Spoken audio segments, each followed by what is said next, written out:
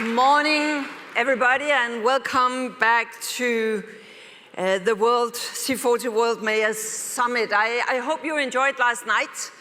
I think it's time once again to congratulate the winners of the C40 Cities Bloomberg Awards. If you had such a good evening that I had last night, you have really enjoyed yourself. But I see that many of you are still up, and despite the fact that we had a really busy day yesterday, I can see that many people are still energized, and that's good, because I tell you that this final day, we have an as exciting, I would say, even an impressive lineup of speakers and discussions ahead.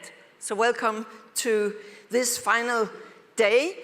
But before we get started, let me just remind you that you can take part. Also, those who are not in the room but are just watching the live stream, you can get involved in the conversation by following and adding the official summit, following our conversation by following and adding the official summit hashtag, the future we want, on social media.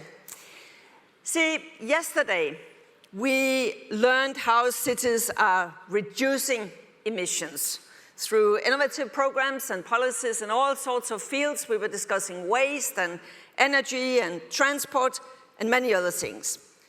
And we also highlighted how cities are adapting to an already warming climate and building resilient infrastructure.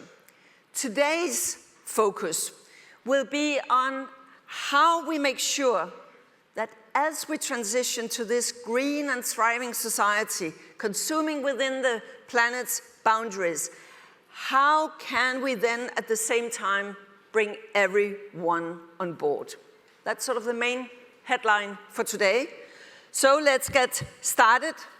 I am very pleased to introduce our first speaker of the day, Mette Frederiksen, Prime Minister of Denmark since June this year, where she not only introduced her social democratic government, but also as the first paragraph in her government platform, her first paragraph, stated that Denmark will have to reduce its emissions by 70% by 2030.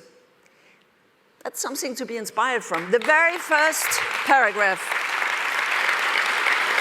And the most interesting development since then is that by now, all parties in our parliament, and I tell you we have many, but all parties, except a small one representing only 4 seats, all parties have now endorsed that ambitious targets. And maybe evenly interesting and important, it has also been embraced by the Confederation of Danish Industries. And if you could read our Danish papers today, you could see a front page saying that now a key priority in our finance ministry will be really to green the budget, green the modeling, to have a center of climate simply inside the finance ministry. That is rather interesting to follow, and we know you have a big task before you, Prime Minister, to deliver and implement that, but we are very pleased that you're here. Please, you have the floor.